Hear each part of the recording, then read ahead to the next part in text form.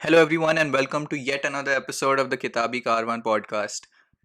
Today, we have with us Srishti Chaudhary, the author of the newly released Lallan Sweets. And before we get started, let me just give you a quick introduction about her and the book. Srishti Chaudhary is a young writer from New Delhi, and this is her second book. Lallan Sweets has been published by Penguin India. Lallan Sweets is the story of Tara, who's on a quest set by her grandfather for her to inherit their sweet shop and its magic ingredient. It's a very beautiful, heartwarming tale set in North India where, among everything else, I can promise you one thing that the book will actually make you experience your 90s childhood again. Without any further ado, here's my interview with Srishti. Srishti, welcome to Kitabi Karwan. So I'll start off with the most cliched thing that I do on my podcast, right? Can you tell us something about yourself which is not on your introduction on the book? Something that just tells us a bit more about you than those 4 5 lines that you put on the front of the book. I would like, there's so much, but I would start with something that is really defining about me in the sense that when I meet someone, I really want to break the ice immediately. So I Right. really like to crack some jokes, or maybe I really appreciate humor in a person, and I love Right. people who have a chuckle going on in life somehow. Right. People who can laugh at themselves, people who don't take themselves too seriously.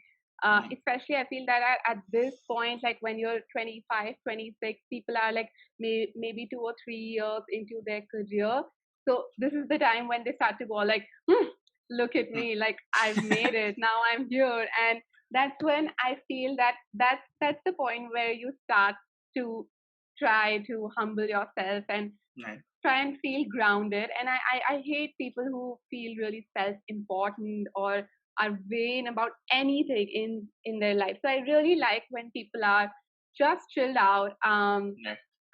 talk about things that they like without feeling super cool about themselves. Although, like, Right. you have to be cool, you have to be funny, you have to be fun, but you don't have to act like it all the time. It's quite interesting when you bring that up because I get it. Like, right, it's great to interact with a person who's very casual and very, relaxed about things in life. But I think there's this weird kind of societal pressure that exists for people to be a certain kind of cool. Like, if I don't know, I mean, at least that's something people feel in college at the very least. I know for a fact that a lot of people feel this after they graduate, also a few years into their career, as you mentioned, wherein there are certain things that society thinks is cool, or like what most people would think is cool, and if you're not in conformity with it, you're kind of not.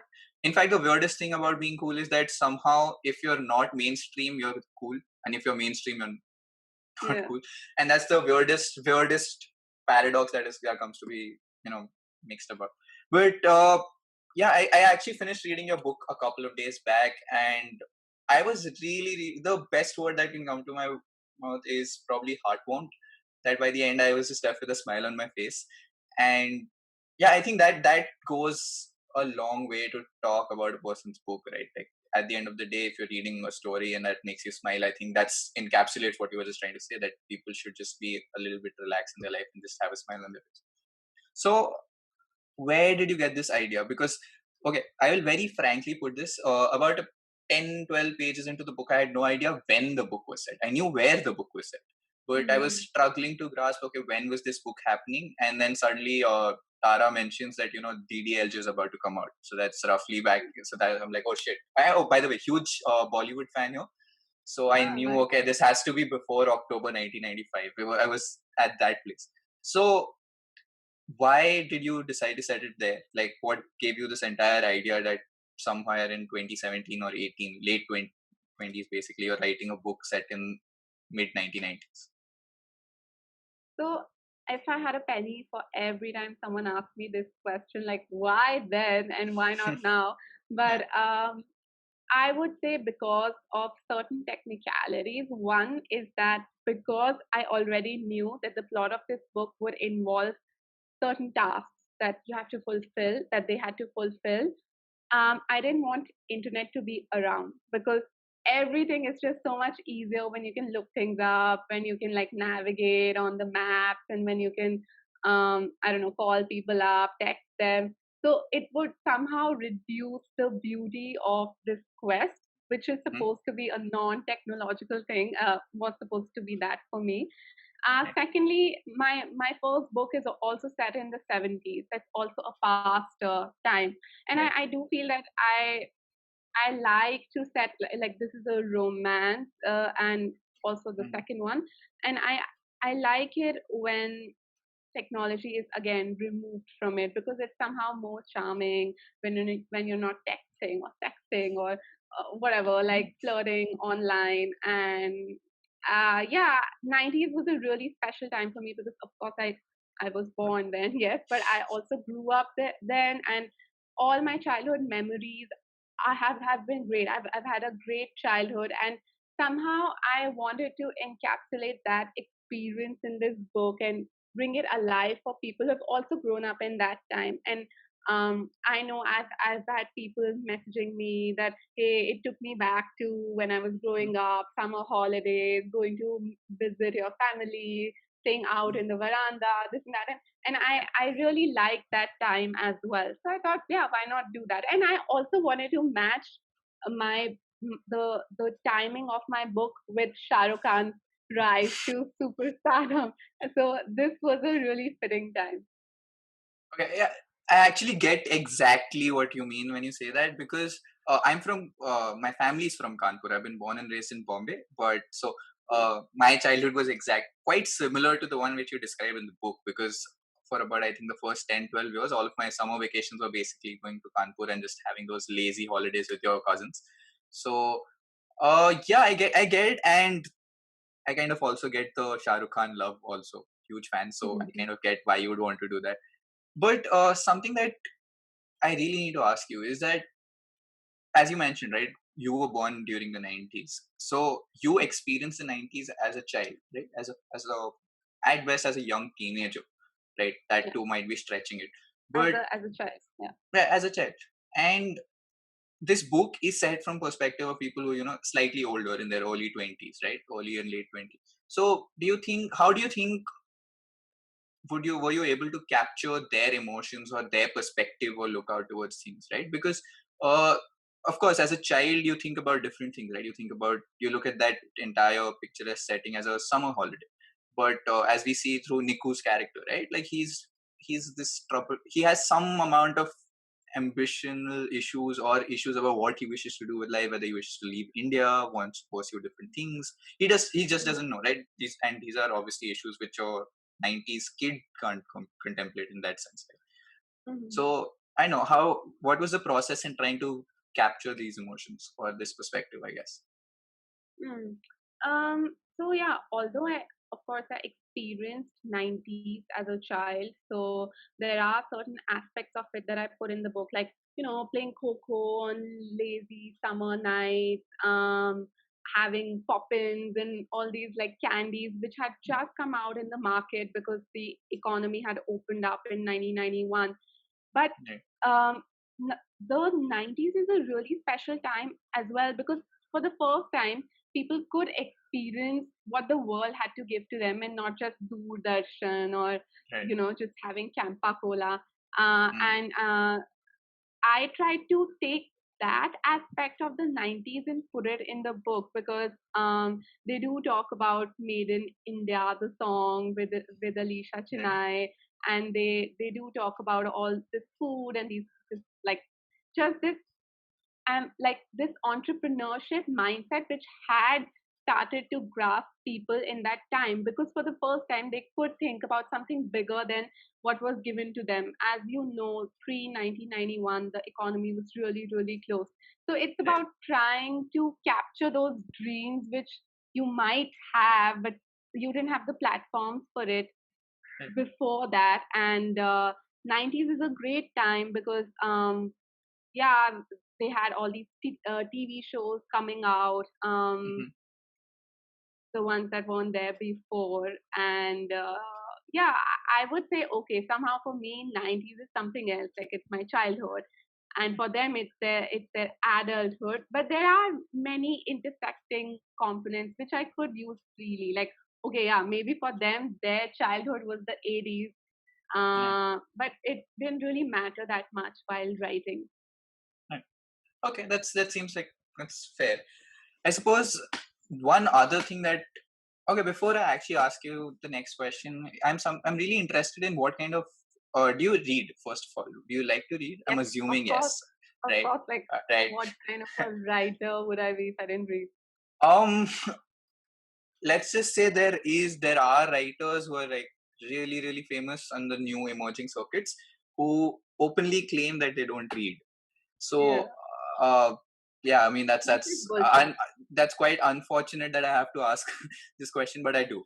But I'm really glad that you do because I think it really takes only a reader is a person who can actually write for a reader.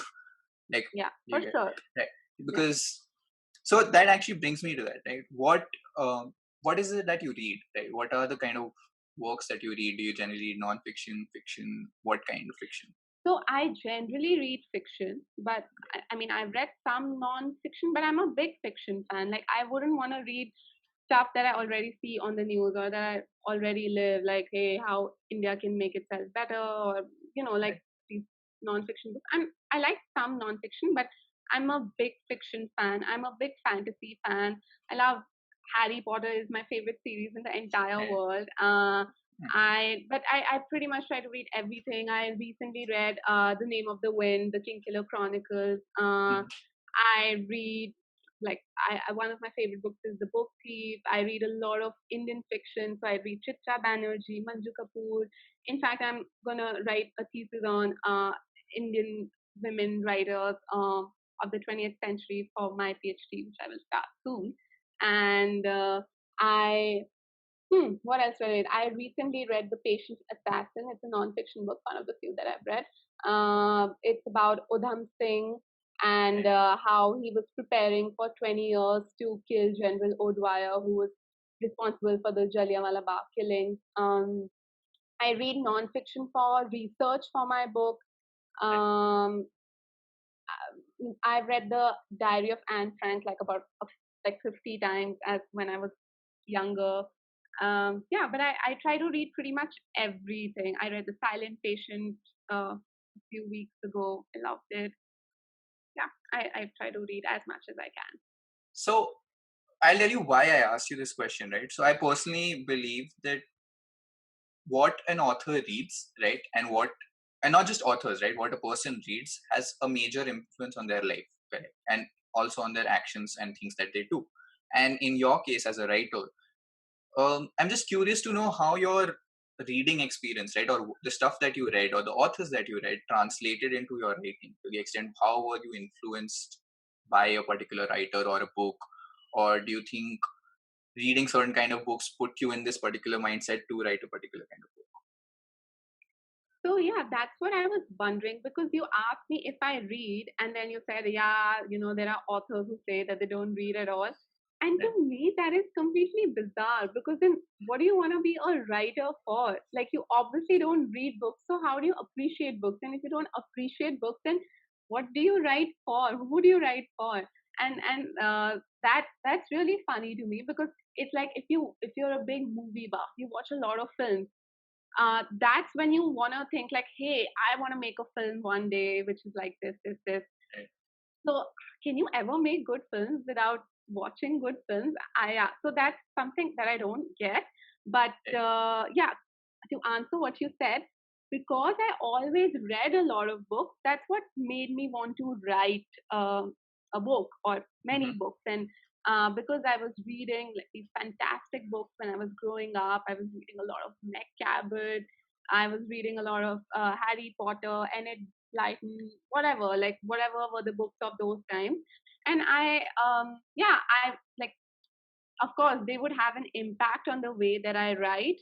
And but I also feel that the more that you write, your writing style evolves and it takes a life of its own, a shape of its own. And I would say that people are constantly evolving when they write. And yeah, I guess like some Indian fiction writers, they have had an impact on me. But I do feel that if I can't find my own voice, I wouldn't be doing justice to what I write as well. So I do try to find my own niche, my own style in writing, but for sure, unconsciously, like it would be Right. impacted by many different authors that I've read all throughout my life. And I do know that when I was younger, I was always like mimicking the style of like Meg Cabot, when the way she writes, or some other authors that I read in that time. But your voice like your voice continues to evolve throughout your life, Right. and you can see that with many authors. Like their first book would be really not good, but their fifth or their sixth book would be this real crazy masterpiece that you think, did the same person write this and this? No, that's absolutely right. I mean, I think that's what makes writers unique, that their work is so permanent in that sense, right?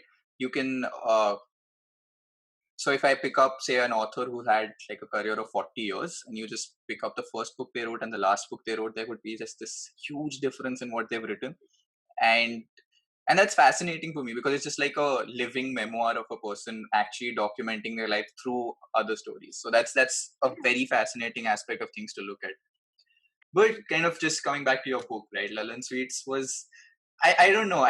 Even just saying the title just makes me smile. Uh, it's just a very, it's a very homely book. I can't really go past that. But what inspired this book? Like, I know you why you set it in the 90s, but what gave you the idea to, I don't know, just come up with this quest for this magic ingredient to inherit a sweet shop and just trace it across North India? So basically, I was watching this series a few months ago, maybe 1.5 years ago. I don't know if you know it. I'm sure you know it. It's on Netflix. It's called The End of the Fucking World, and Yep. it's about these two Yeah. teenagers who are on the run from something. Yeah, Right. and that just got me thinking, like, how cool would a story be about these two people on the run, facing these different problems, hurdles, Right. going through this stuff together. And I try to think of an idea. I was already on the lookout for a second book idea, and I thought, let me try and make something of this. And one thing led to another. I added all these different themes together, the Hmm. themes of family, tradition, legacy, and just like the sweets shop, and to find that secret ingredient. And this idea was just like a pile on. So I don't think good ideas are just like you wake up one day and like, I'm gonna write about this, but they are more an effort on brainstorming, writing down notes, Right. watching different things, thinking back on your life, what you can add to it. So the idea was there, and I knew that I wanted it to be super, as you said, like homely. Like I wanted it to evocate like certain notions about your past, or just like make you think back on this time in your life. Because I said that I had a great childhood. We were always playing up, we didn't have tabs and computers and whatever, so we were always Okay. playing outside. Summer vacations were excellent. We were playing Tapu, Pittu, this, like we had a huge park right where I lived, so Right. we would be like 20, 25 people always out playing. And I feel like these are parts of my childhood which I don't actively remember. And whenever I try to think back on them, I can, like, of course, think back on certain memories, but they always slip by me. So this was Hmm. also my effort to capture it in some way Right. so that it stays down, commit it to my own memory, make people think about their own lives. Also, at the same time, I'm so fond of adventures. Like maybe I just read too much Harry Potter, or I watched too much Shakalaka Boom Boom as a child. But I always want, like, I would love to be Tara. I would love to go on this crazy adventure throughout Right. these different cities. And like this is somehow, I wrote in the end that this is somehow me vicariously living through her, because Right. I feel that going on this crazy adventure with your friends or with your boyfriend or with your friend, like it would be the best thing in the world, the best time of my life. So yeah, I am someone who's somehow trying to manifest my fantasies in this book. somehow, and yeah, that's how I came up with it. Okay, so first thing first, there is no such thing as too much Harry Potter. That's That's right. just something that doesn't exist, right? The second thing, I think what worked personally for me, like while reading the book also, right, was something that you mentioned when you try to capture that moment. I think the book is very on point when it tries to capture a typical North Indian 90s life of a child or a teenager, right? Because you always have that one childhood friend you're really tight with, also have a crush on. You also have those cousins who you some who you really get along really well with, Yeah. some who you have that kind of rivalry with, but are still your family members. Like, I think each and every character that was there in the book had this feel like, huh, you must have met this person some point in your life, or like just remember them from your childhood, or are a part of your extended family, which just kind of adds this extra dimension to it. But what really, really interests me right now is something that I wanted to get to when you brought it up. That when you say that you kind of wanted to vicariously live through Tara, right? Like want to go on this adventure. Do you also think that bits of your own personality seeped into each of your character to the extent that maybe Tara was somehow mimicking you, or like Niku was some, I don't know, embodiment of a childhood crush you had or a friend you still have? I don't know. Are there elements in your book where you know, once you're done, you kind of just look back and you're like, oh, you know what? Oh, this one seems like Rinku Mosi. I don't know. Something along those lines. um, yeah, for sure, for sure. I don't know any writer who doesn't draw from his own life to write about the things that they write about. But at the same time, I also feel that I can't really look at any of the characters of my book and think like, hey, this person is this. I feel that my characters are more a synthesis of different people that I've met in my life, and I've taken some characteristics from someone, and I've taken something from someone else, and it would be hard for me to classify it like, okay, this person is this. For example, I don't know any like I don't know anyone who's like Lalaji, who is this like Okay. crazy eccentric grandfather. I don't have any of my friends who have this relationship with their grandfather, or I haven't watched it in my life. So I don't see why that would come in my head. But when I wrote out Lalaji, he was easily the easiest character for me to write because he was fully formed in my head. I still had to think a lot about Niku, I had to think a bit about Tara, but Lalaji was like right there, fully formed, like, okay, this is Right. how he's gonna be, and he's gonna be like this crazy hookah, the hookah smoking Right. Lalaji, and yeah. But yeah, I would say like, yeah, there are different people that inspire me and whose Right. characteristics I take and put in my characters. I'm always like walking around with a notepad or like on my Google Keep to like note Right. down things that people have said and use them in my book. And somehow like these dialogues end up defining the character. Like I don't really have to think, oh, he's funny, or oh, this guy is vain about his looks. It's more the things that they say that show, okay, this guy is Right. like this, and once I write that part down, then I think, he's like shaping up to be this kind of a person. And yeah, but for sure, like it's all from my life, from all that I've seen, but doesn't mean that I have seen it firsthand or I've experienced it. It's just, yeah, a culmination of different things that you want, or maybe you wanted in your childhood you never had, and you put that, as I said, in a Right. in like a manifesting your fantasy way. Yeah. No, and it's quite unique when you put it that way, because I don't know if there's any other art form which kind of captures, is both biographical and aspirational at the same time, right? Books are excellent that way, to kind of, you have characters which kind of represent you like as the author, but at the same time they also represent the aspirations of the author, that there are these things Yeah. that they want or they probably would have wanted, right? And Yeah. it's so, again, just something that kind of, I know, slightly put me off about the book, and not put me off, it's just something I was puzzled by. Well, there was some times when the book did make certain leaps which I thought would have leaps in okay, let me rephrase this question. uh, there were times when I thought, okay, maybe they could have just simply done this and be over with. And I get that it's a, you know, creative license that you took to kind of take the story in that direction. But does that ever bother you that sometimes you think that your book is something that slightly pushes the boundaries of reality to the extent that I'm not saying it's fantasy, right? Obviously, something like this can happen, but this is a very extraordinary event that will happen in someone's life, right? That you're born into a joint family and you're supposed to inherit something and you're sent on a quest to find Yeah. something, Yeah. right? So I mean, how does that kind of play out with you? Like, would you say that as an author you would, or as say as a reader, when you read, like, would people generally tend to associate more with stories that can happen in their real life? And obviously the possibility of this happening is less than most other things, Yeah.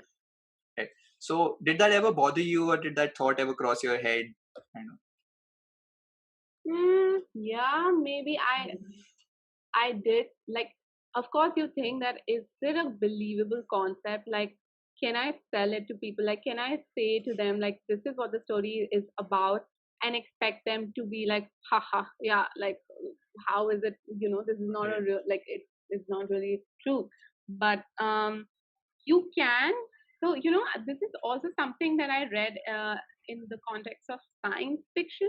Like, your concept doesn't really have to be possible. You just Right. have to make it sound believable. So, of course, like, this is a really funny, extraordinary situation.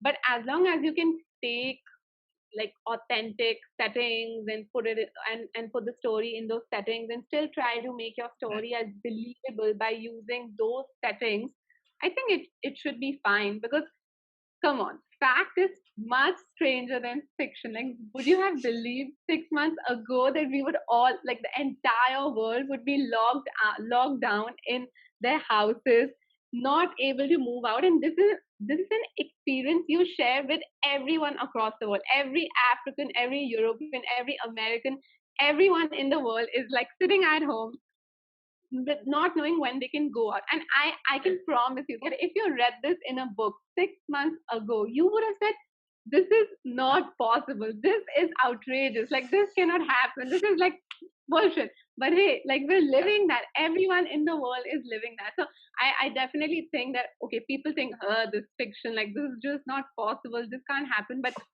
fact is the real world is much weirder than the book world. Like, I read that some monkey stole coronavirus test samples, and I was like, what? Like, if I were to put this in a book, no one would ever Yeah. buy it. But here it is happening in real life. So yeah, like, I do feel that people don't give enough credit to what can actually happen.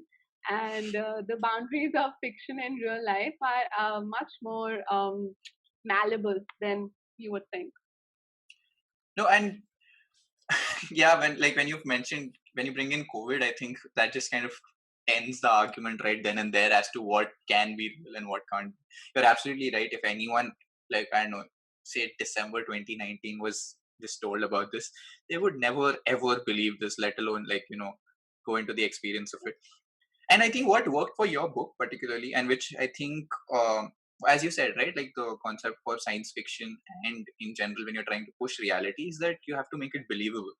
And I think it's also just an initial threshold that you have to cross. You just have to make the reader buy into your initial premise, because once they bought into the world, then they would never question the basis of it. So like when I was almost halfway, three-fourths through the book, I was not in a place to challenge, oh, why the hell are they on this quest in the first place? I was just, okay, they are on a quest and I want them to, I don't know, win, lose, do something, whatever, whichever side or whoever I'm rooting for.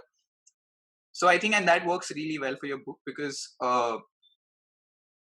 of, again, I think that is one fact, going back to how homely your book is, right? Because everything else feels so, I know, So I real. don't, And actually, beyond real, I think it feels apna. I think that is the best word I can use to nice. capture it. Yeah. It just feels like it's your world. Like it's something that you can, everything else is something that can happen in your life, like, your childhood crush coming back one day, or you Mm. having to fight over an inheritance kind of, so these kind of things are people, North Indian families can very easily imagine, right? So once you cross that threshold, I think just spying into that world is very easy. And for one, like, I don't think I ever questioned the core premise after the first 30, 40 pages that, oh, okay, why would anyone even do this in the first place? Right. Yeah, that kind of brings us to the end of this podcast. I just have one question for you before you leave. So now that you have Lallan Sweets out, it's just been a couple of weeks since it's been out. Do you already have plans for the next book? I don't know if it'll fit in well with your PhD program, or would you even have the time I'm to write already some? writing my next book. I'm already like almost halfway through the next, not Ooh, halfway, I would say like 40%, not 35%. But yeah, I'm already like, I'm on chapter 7, 8, and yeah, the world's all like sorted out in my head. I do hope to finish it soon, 2, 3, 4 months, but it's not like I'm gonna not write another book because I'm starting a PhD now. right. Yeah, as I said, like I'll be doing it any which way. I have a job, I don't have a job, I have whatever stuff in my life, and yeah, I'm glad that I can give this answer that and surprise you that yeah, I'm already working on a third one. So that's absolutely fantastic because, very honestly, I wasn't expecting this because your book just came out like a week and a half ago, and I was most writers aren't into it, but it's great to know that you are. That's It's absolutely fabulous. Uh, can we get a hint of what this new book's going to be about? Yes, yes, of course. This is actually the first time I'm saying it, but it's set in the 1940s. So again, go back. Wow, It's set during the British era, and it's set in Shimla, which was, of course, the summer capital of British capital, right? India. And it so this is the first time that I'm writing from three different perspectives. So it's the story of three sisters, three different perspectives, and it's got a really, really crazy, cool premise, which I don't want to reveal right now. But it's set in the British Raj, and somehow a plot to overturn the Raj. Wow, okay. Oh wow, that's that's going to be something. I'm really looking forward to your book. I mean, this actually just okay. I'm not quite intrigued by this idea. But Yeah. okay, yeah. So on that note, I think we've come to the end of our interview. Thank you so much for joining us on Kitabi Karwan, and all the best for your future book and the success of Lallan Sweets. This has been great. Thank you very much. Yeah, this is a great chat, and I'm honestly like trying always to look for podcasts about books, and I really found yours super nice. I've heard a couple of episodes, and keep keep it up. Yeah, thank you so much. That's really nice to hear. Thank you for tuning into the Kitabi Karwan podcast. Don't forget to hit like, share, and subscribe to the podcast. And do write to us and send us your feedback. Thank you for listening.